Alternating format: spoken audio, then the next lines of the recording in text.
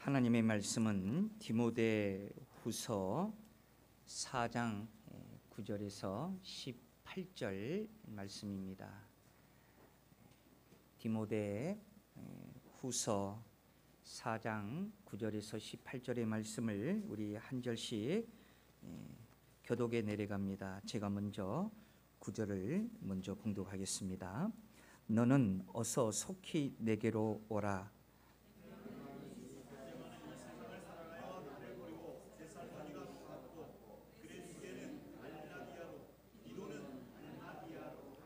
누가만 나와 함께 있느니라. 내가 올 때에 마가를 데리고 오라.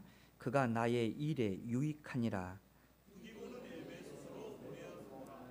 내가 올 때에 내가 두로와 가보의 집에 둔 겉옷을 가지고 오고 또 책은 특별히 가죽 종이에 쓴 것을 가져오라.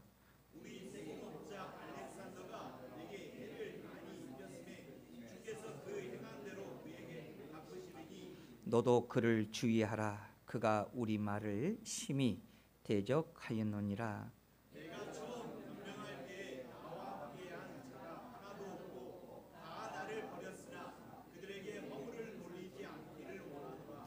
주께서 내 곁에 서서 나에게 힘을 주심은 나로 말미암아 선포된 말씀이 온전히 전파되어 모든 이방인이 듣게 하려 하심이니 내가 사자의 입에서 건짐을 받았느니라.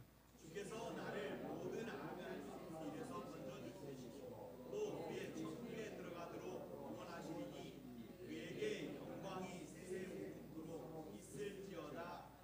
아멘. 우리 찬양대에 찬양 있겠습니다.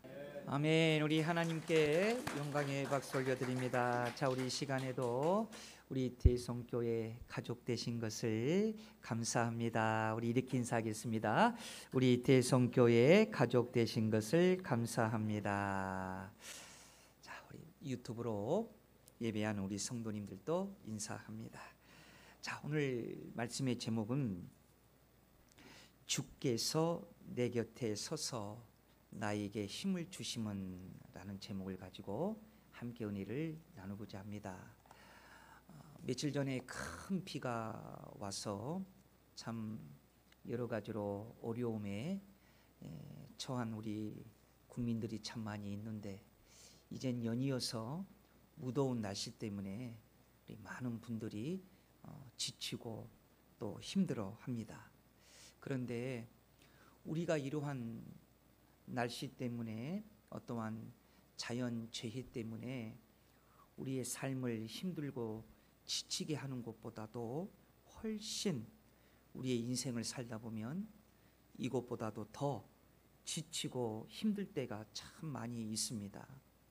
관계의 어려움, 질병, 경제적 압박감 이런 것들 때문에 몸과 마음이 만신창이가 될 때가 있다라는 것이죠.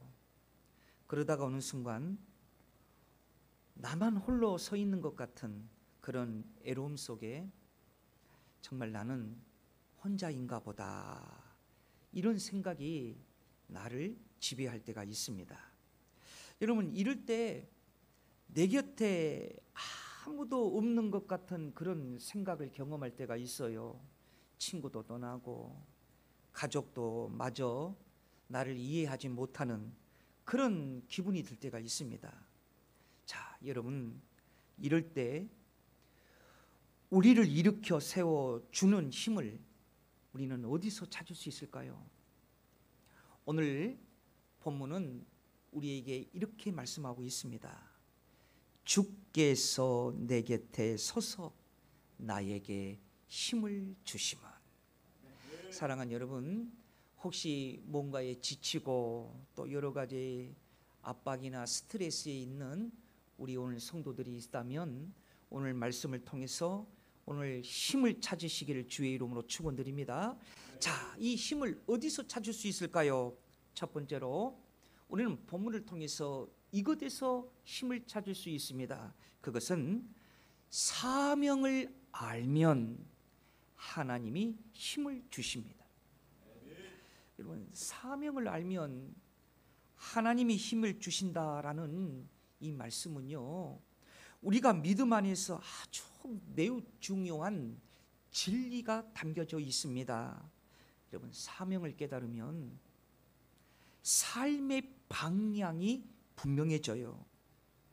그 사명을 이루기 위해서 하나님께서는 힘을 공급해 주기 때문에 그렇습니다. 여러분, 이 말씀 인정해야 됩니다. 우리가 사명을 알기 전까지는 절대로 교회 생활이 행복하지 않습니다.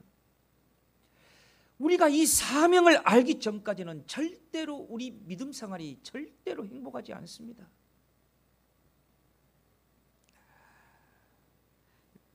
그러나 사명을 알면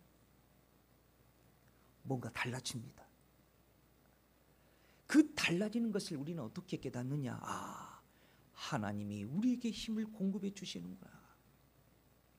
모세가 떨기나무 앞에서 하나님께 사명을 받을 때에 모세는 할 수 없다고 얘기를 했습니다. 그러나 할 수 없다라는 모세에 하나님이 능력과 권위를 주니까 모세가 바로 왕 앞에서도 담대하게 설 수 있는 거예요.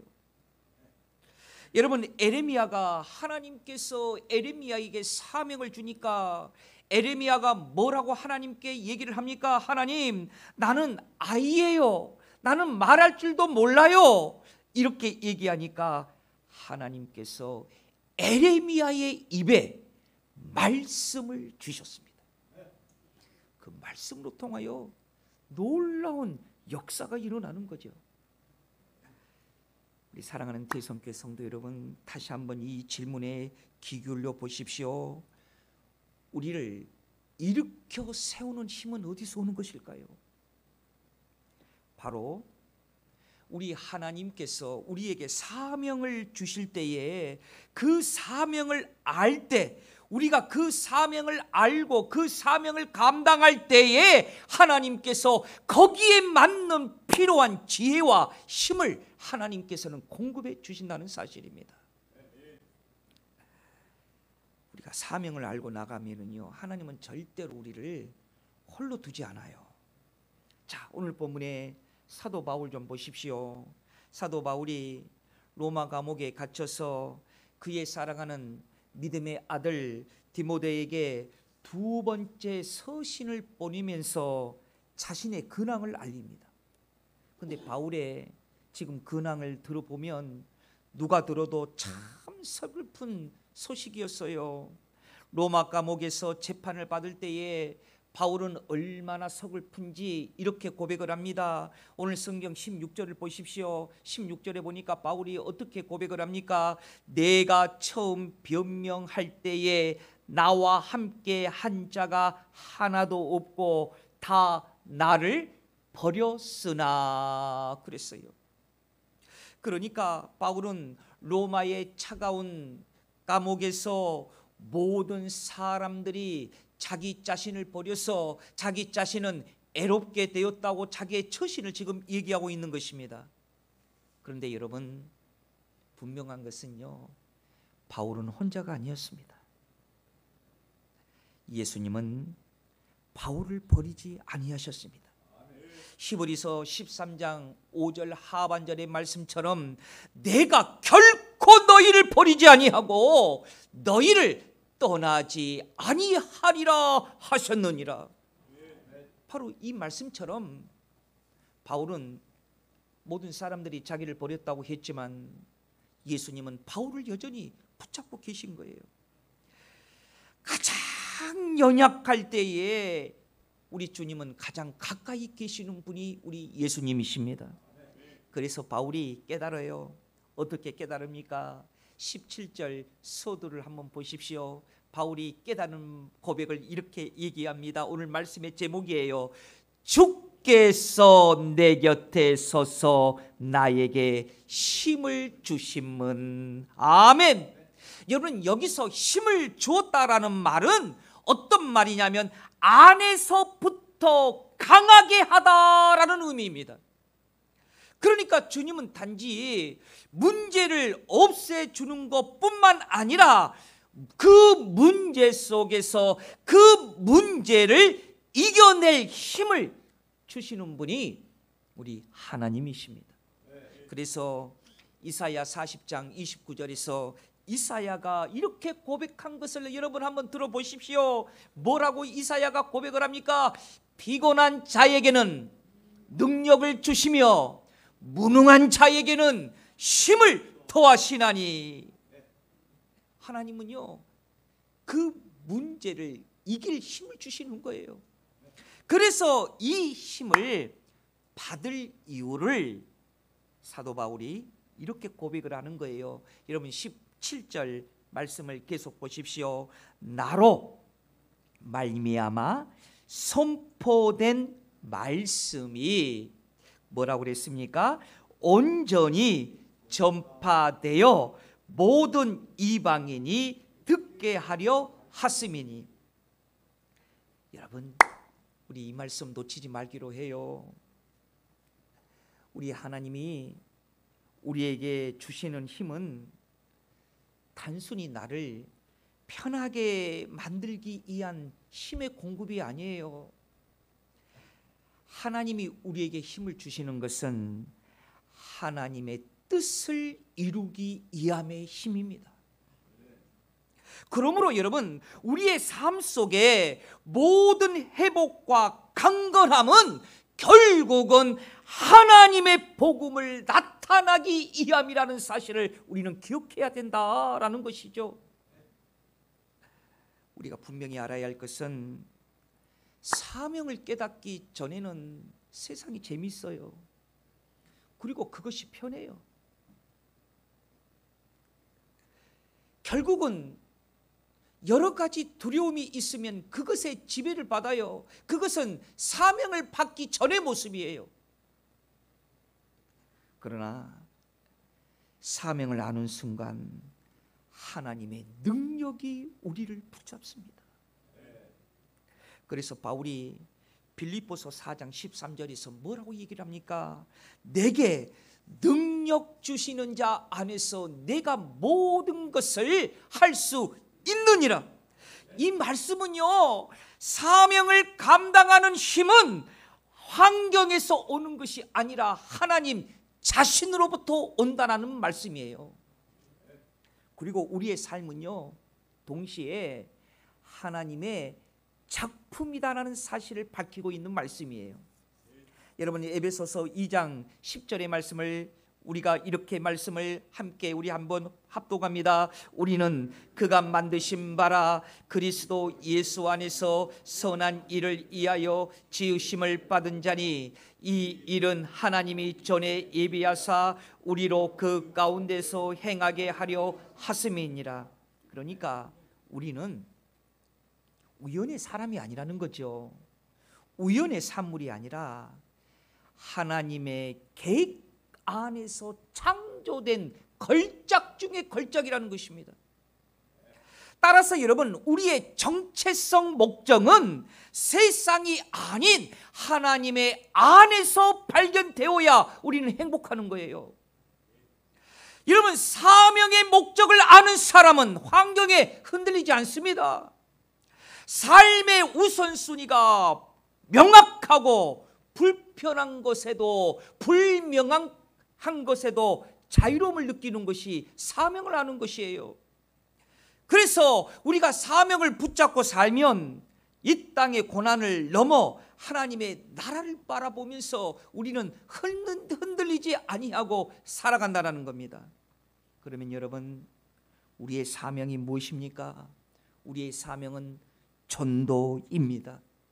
우리의 사명은 헌신입니다. 우리의 사명은 봉사입니다. 우리의 사명은 하늘나라 복음의 확장입니다. 이곳으로 하나님을 영화롭게 하고 하나님을 즐거워하게 할 수 있도록 우리가 만들며 사는 것이 우리의 사명이다라는 것이죠. 그래서 고린도전서 10장 31절의 말씀을 우리 한번 다 같이 한번 합독해 볼까요? 그런즉 너희가 먹든지 마시든지 무엇을 하든지 다 하나님의 영광을 위하여 하라. 아멘. 사랑하는 대성교회 성도 여러분, 우리가 받은 사명을 확신할 때 두려움 대신 우리에게 믿음이 생기고 지치지 않은 힘이 주어집니다. 요즘 여러분 가난한 성도라는 말 들어보셨습니까? 교회는 나가기 싫고 교회를 안 나가면 왠지 마음이 좀 찝찝하고, 그래서 인터넷으로 TV로 그저 인터넷 통신망으로 예배드리는 그런 가난한 성도가 무지 많답니다. 사랑하는 여러분, 가난한 성도에게는 무슨 사명을 할 수 있겠습니까? 사랑하는 여러분, 우리 하나님께서는 분명히 우리에게 말씀하여 주셨어요. 하나님 중심, 말씀 중심, 그리고 교회 중심입니다. 이것을 떠나버리고는 우리가 어찌 사명을 할 수 있겠습니까? 어찌 그런 가난한 성도의 그런 신앙을 가지고 어찌 우리의 마음의 기쁨을 찾을 수 있겠습니까? 어찌 우리의 마음의 행복을 찾을 수 있겠습니까? 어찌 어려운 일을 딛고 일어날 수 있는 하나님의 힘을 공급받을 수 있겠습니까?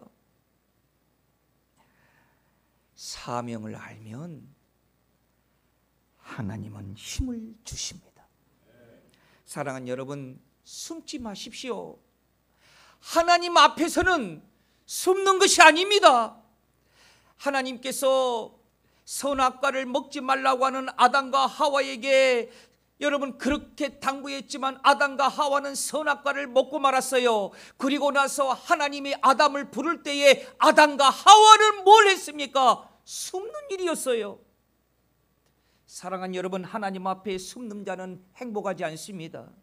여러분, 하나님 앞에 숨는 자는 여전히 마음이 불안할 것입니다.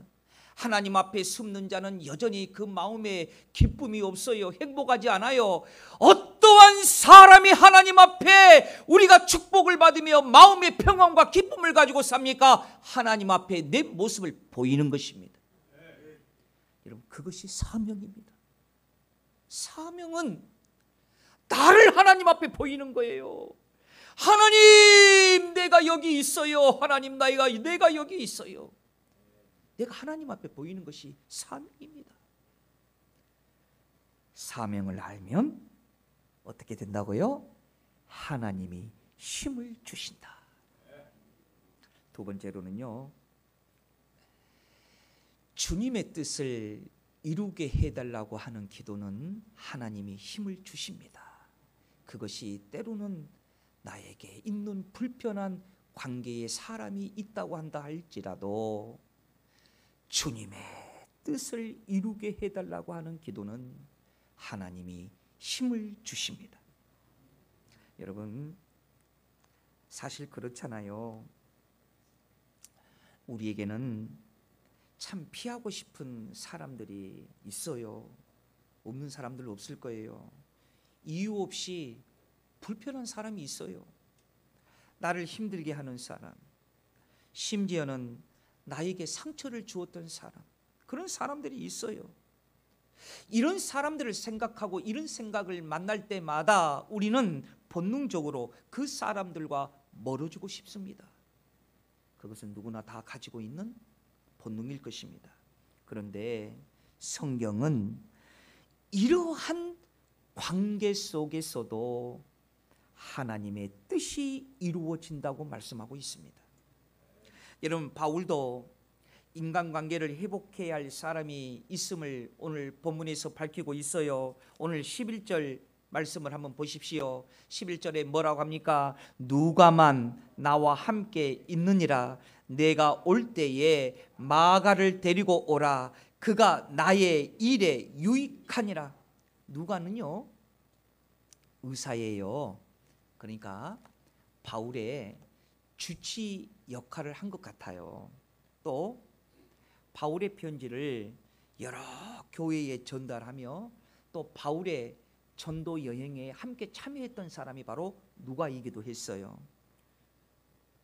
그리고 마가는 오순절에 120명의 제자들이 모여서 온전히 기도에 힘쓸 때에 성령님이 강림하셨던 그 다락방의 주인이기도 했던 사람이 바로 마가였습니다. 또 마가복음의 저자이기도 하지요. 근데 그 사람의 성격이 좀 화끈한 성격을 가지고 있었는가 봐요. 그리고 또 바나바의 조카이기도 했습니다. 그런데 바울의 1차 전도 여행에 바나바와 동행을 했어요. 근데 그 전도 여행이 얼마나 고생스럽고 힘들었던지 함께 동행했던 마가는 바울이나 바나바에게 양해도 구하지 아니하고 중도에 그냥 어디론가 그냥 가버렸어요. 이 일에 대해서 바울은요 가슴에 콕 담고 있었던 것 같아요. 그 서운함이 이루 말할 수 없었던 것 같아요. 그러니까 한마디로 말하면 마가는 바울의 가슴에다가 대못을 박은 사람이다라는 거죠. 자, 그런데 바울의 2차 전도 여행 때에 온유한 성격에다가 정말 포용의 그런 성격을 가진 바나바가 바울에게 요청을 합니다. 마가에게 한 번만 더 기회를 주자고 요청을 합니다. 그런데 아주 성격이 바울은 아주 강직했나 봐요. 그걸 허락치 않았어요. 그래서 두 사람은요 마가를 두고 크게 싸우는데 얼마나 크게 싸우든지 사도행전 15장 39절에 보면 아주 재밌는 표현이 하나가 있어요. 어떤 표현이 있느냐? 서로 심히 다투어. 재밌는 표현. 그 다음에 뭐라고 그랬어요? 피차 갈라서니. 참 재밌는 표현이죠. 결국은 다툼은 갈라서게 되는 것입니다. 자, 그런데 이러한 일이 있었던 바울에게 이제 바울이 디모데에게 편지를 쓰면서 이러한 마가를 좀 데리고 오라고 지금 부탁을 하고 있는 거예요. 자, 바울은 지금 죽음을 예감하고 있는 것 같습니다. 그래서 내가 하나님을 만나기 전에 내가 이 땅에서 화해의 손길을 정리하고 가야 되겠다. 그래서 바울이 마가를 찾는 것 같아요. 사랑하는 여러분, 불편한 관계는 피해야 할 대상이 아니라 하나님의 뜻이 이루어질 수 있는 무대일 수도 있다는 사실을 여러분 다 같이 아멘. 그래서 우리가 한 가지 오늘 이 예배를 통하여서 하나님 앞에 바라는 소망 한 가지가 있어요. 주님, 이 관계를 통해서도 주님의 뜻이 이루어 주옵소서. 우리가 이 기도를 할 때마다 하나님께서는 우리의 마음을 새롭게 하고 또 새롭게 하고, 사랑하는 여러분, 하나님이여 이 일에도 하나님의 뜻이 이루어지게 하여 주시옵소서. 이런 기도를 할 때마다 하나님은 우리에게 어떤 마음을 주신다고요? 마음을 더 새롭게, 마음을 더 새롭게. 하나님이 우리의 마음을 더 새롭게 한다는 거예요. 그래서 하나님께서는 이러한 불편한 관계마저 은혜의 통로로 하나님께서 바꿔주시는 것을 믿습니다. 그래서 로마서 8장 28절에 보니까 이렇게 선언하는 거예요. 우리가 알거니와 하나님을 사랑하는 자 곧 그의 뜻대로 부르심을 입은 자들에게는 모든 것이 합력하여 선을 이루느니라. 우리 다 같이 믿으시면 아멘. 한 번은 요셉이 형제들의 시기와 그런 미움으로 애굽에 팔려가게 됩니다. 결국 그 과정을 통해서 하나님의 구원의 계획이 성취가 되어지죠. 훗날 형들이 이제는 동생의 요셉으로 인해서 우리는 다 죽게 되었다, 우리가 그런 나쁜 짓을 했는데 요셉의 마음속에 얼마나 가슴에 한이 맺혔겠느냐. 이제는 우리는 요셉의 칼날에 우리는 다 죽었다. 그렇게 덜덜 떨고 있는 형들을 향하여서 요셉은 이렇게 고백합니다. 창세기 50장 20절에 보니까 함께 합독할까요? 당신들은 나를 해하려 하였으나 하나님은 그것을 선으로 바꾸사 오늘과 같이 많은 백성의 생명을 구원하게 하시려 하셨나니. 사랑하는 여러분, 우리의 불편한 관계도 하나님이 선으로 바꿀 수 있는 재료로 만드신다는 것을 믿으시면 다 같이 아멘. 왜 하나님께서 재료로 만드시느냐? 이러한 기도에는 하나님이 힘을 주시기 때문에 그렇습니다. 힘을 주셔요. 이런 기도에는 하나님이 힘을 주셔요. 하나님의 뜻이 이루어지기를 원합니다. 하나님, 불편한 관계라고 한다 할지라도 이러한 기도에는 하나님이 힘을 주십니다. 우리 믿으십니다. 같이 아멘. 자, 마지막으로는 하나님께서 어떤 곳에 힘을 주시느냐? 하나님의 축복의 말씀을 우리가 자꾸 하면 거기에 힘을 주셔요. 우리 믿으시면 아멘. 자, 사도 바울은요, 한 가지 좋은 특징이 하나가 있어요. 뭐냐? 축복의 말을 참 자주 하시는 분이 사도 바울이에요. 여러분, 성경에 나오는 다 믿음의 사람들, 특히 하나님의 사역을 하는 사도들, 그분들의 공통된 적이 하나가 있어요. 그게 뭐냐? 하나님의 축복의 말을 많이 해요. 자, 오늘도 이 축복의 말을 사도 바울이 어떻게 하는지 우리 성경을 보시길 바랍니다. 18절의 말씀을 우리 함께 합독합니다. 시작.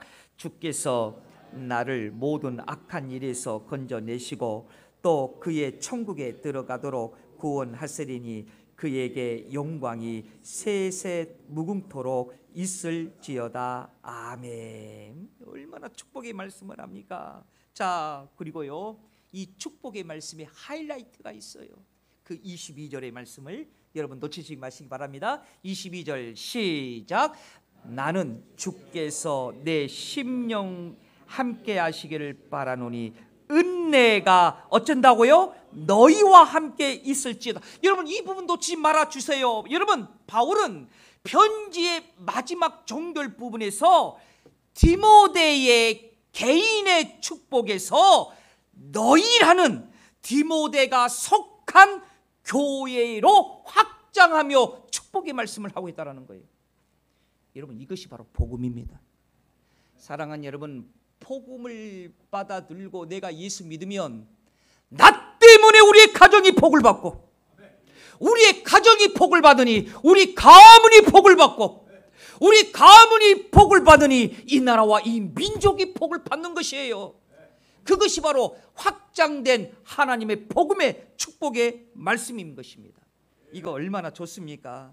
여러분, 성경의 역대상 4장 10절의 말씀은 아주 짧은 기도지만 강력한 한 사람의 기도가 기록이 되어 있어요. 그 사람의 기도가 누굽니까? 야베스입니다. 그 야베스의 이름은 고통이라는 이름을 가지고 있어요. 그런데 야베스가 하나님께 이렇게 기도합니다. 야베스가 이스라엘 하나님께 아뢰어 이르되 주께서 내게 복을 주시려거든 나의 지역을 넓히시고 주의 손으로 나를 도우사 나로 한나를 벗어나 내게 근심이 없게 하옵소서 하였더니 다 같이 하나님이 그가 구하는 것을 허락하셨도다.